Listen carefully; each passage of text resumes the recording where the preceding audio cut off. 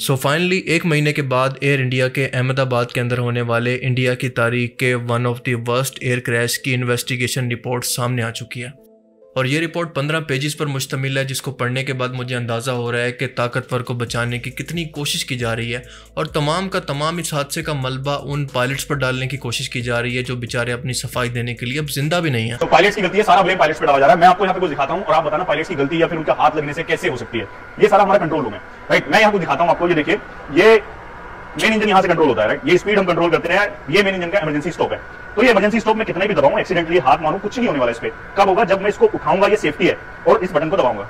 यहाँ पर इतनी सारी सेफ्टी दी हुई है। अगर मुझे पावर कंट्रोल चेंज करना है तो मैं पहले ये खोलूंगा, तब मैं अंदर जाकर उसको चेंज करूंगा। ये हमारी मेन पावर का स्विच बोर्ड है। तो अगर मुझे आप पावर ऑन या ऑफ करनी पड़ेगी, सारे यहाँ पे ये जनरेटर्स के इनकमिंग फीड है और यहीं से हर जगह पावर जाती है।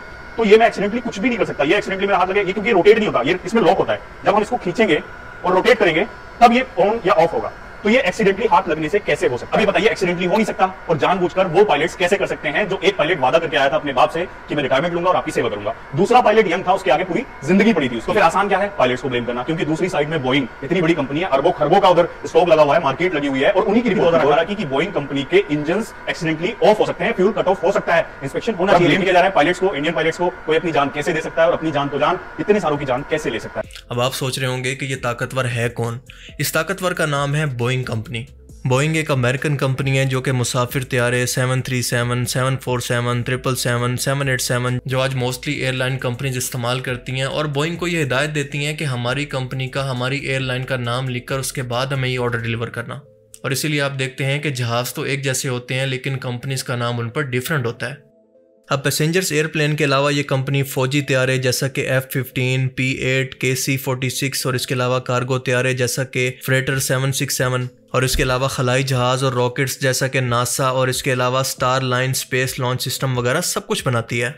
आपको बताता चलूं कि बोइंग अमेरिका की बहुत बड़ी कंपनी है जो कि बाहर के सरमाए को इनके मुल्क के अंदर लेकर आती है, फिर टैक्स की सूरत में अच्छा खासा रेवेन्यू गवर्नमेंट को देती है, और इसके अलावा लाखों की तादाद के अंदर अमेरिकन को इसने जॉब्स भी दे रखी हैं। ये कंपनी हर साल तकरीबन 60 से 70 अरब डॉलर की प्रोडक्ट्स दूसरे मुल्कों को बेचती है। यानी अमेरिकन इकोनॉमी के अंदर टैक्स की सूरत और बाहर का पैसा अपने मुल्क के अंदर मंगवा कर डॉलर को स्ट्रॉन्ग करने के लिए ये बहुत अच्छा कंट्रीब्यूट करती है। और अमेरिका के अंदर इस कंपनी ने तकरीबन 10 लाख लोगों को रोज़गार भी दे रखा है। और ये कंपनी कोई 10-20 साल पुरानी भी नहीं है, क्योंकि इसको बने हुए तकरीबन 109 साल हो चुके हैं। 15 जुलाई 1916 के अंदर इसको बनाया गया था। विलियम ई बोइंग नाम के शख्स ने इसको सिएटल वाशिंगटन के अंदर शुरू किया, और शुरू के अंदर ये सिर्फ लकड़ी की कश्तियां बनाया करते थे। और आज के टाइम के अंदर ये एरोप्लेन्स बनाने वाली दुनिया की सबसे बड़ी कंपनीज के अंदर शुमार होती है। अब ये तमाम बात बताने का मकसद ये है कि बोइंग की तबाही का मतलब है कि अमेरिकन इकोनॉमी को अच्छा खासा झटका मिल जाना।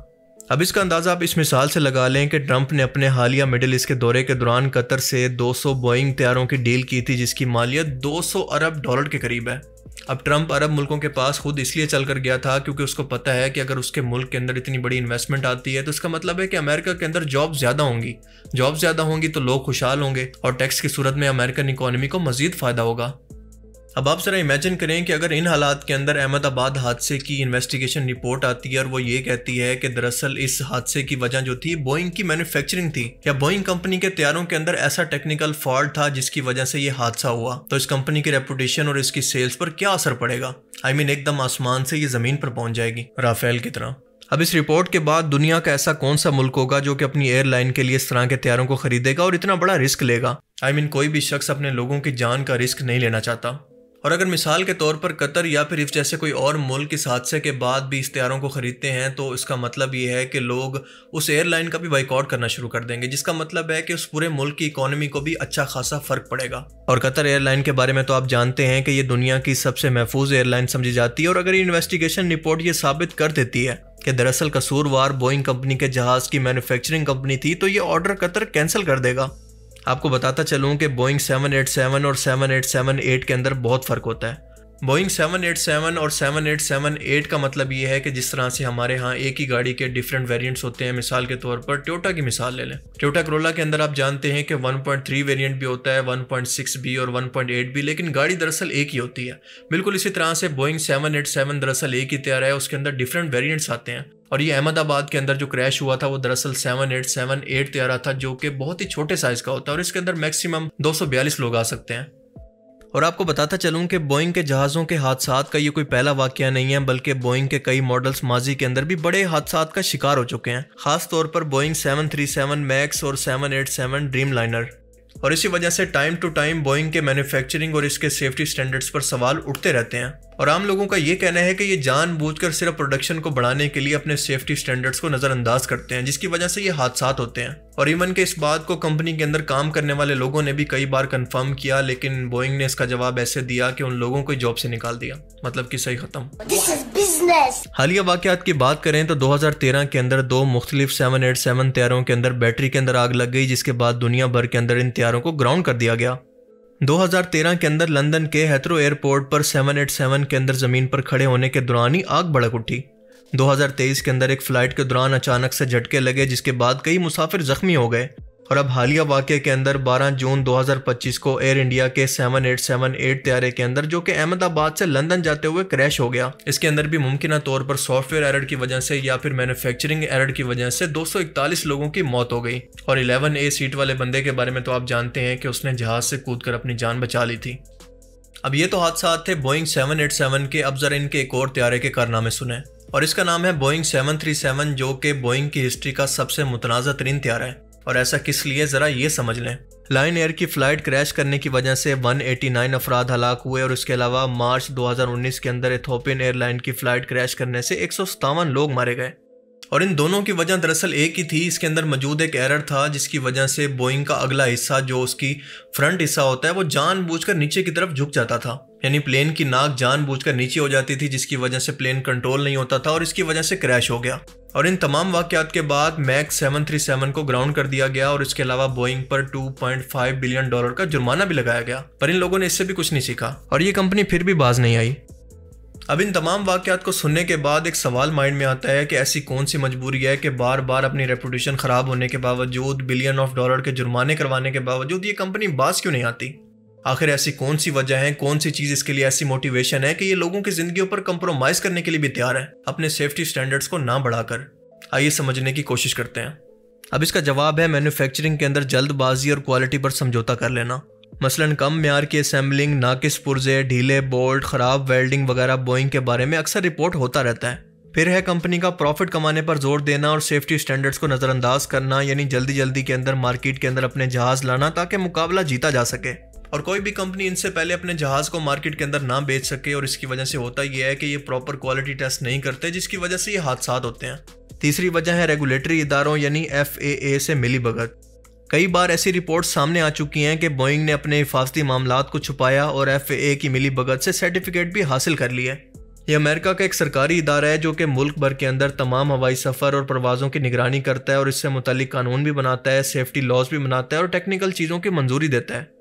और चौथी वजह है पायलट्स को इन तैयारों को चलाने के लिए सही और अहम इंस्ट्रक्शन ना देना।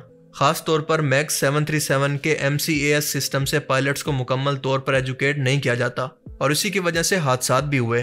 और इसके बाद आते हैं ख़राब किस्म के सॉफ्टवेयर और ऑटो सिस्टम। बोइंग 787 ड्रीमलाइनर के अंदर फ्यूल सिस्टम, बैटरी और ऑटो फ्लाइट कंट्रोल के अंदर पहले भी कई बार मसले आ चुके हैं और इस बार भी एयर इंडिया का ये तैयारा इसी फ्यूल सिस्टम और बैटरी की वजह से हादसे का शिकार हुआ और इसका तमाम मलबा पायलट्स पर डालकर इस मामले को दबाने की कोशिश की जा रही है। इन्वेस्टिगेशन रिपोर्ट के मुताबिक एयर इंडिया फ्लाइट AI-166 जो कि अहमदाबाद से लंदन जा रही थी, ये तैयारा बोइंग 7878 ड्रीमलाइनर था जिसके अंदर कुल 242 अफराद सवार थे। इस तैयारे के टेक ऑफ के सिर्फ 30 सेकंड के बाद अहमदाबाद के मेघानी नगर इलाके के अंदर ये गिरकर तबाह हो गया और इस अफसोसनाक वाक़े के अंदर 241 अफराद मारे गए। सिर्फ एक मुसाफिर जिंदा बचा जो कि बरतानवी शहरी था। इस तैयारे का ब्लैक बॉक्स मिलने के बाद इस हादसे की इब्तदाई तहकीकात से ये पता चला कि जहाज़ के फ्यूल के कंट्रोल स्विचेस, जिनको फ्यूल कट ऑफ स्विचेस कहा जाता है, अचानक से बंद हो गए थे और इसी वजह से इस तैयारे के दोनों इंजन अचानक से रुक गए। ब्लैक बॉक्स के मिलने के बाद इसके अंदर से सुनी जाने वाली कन्वर्सेशन के अंदर हम सुन सकते हैं कि सुमित सबरवाल अपने को पायलट को कहते हैं कि तुमने इन स्विचेस को बंद क्यों किया, और को पायलट घबरा कर ये जवाब देता है कि मैंने ऐसा नहीं किया।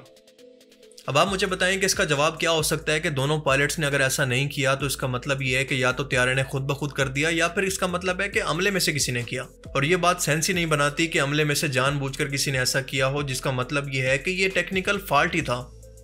और जाहिर है कि फ्यूल सप्लाई बंद होने की वजह से पहले मेन इंजन बंद हुआ और उसके बाद दूसरा इंजन भी बंद हो गया।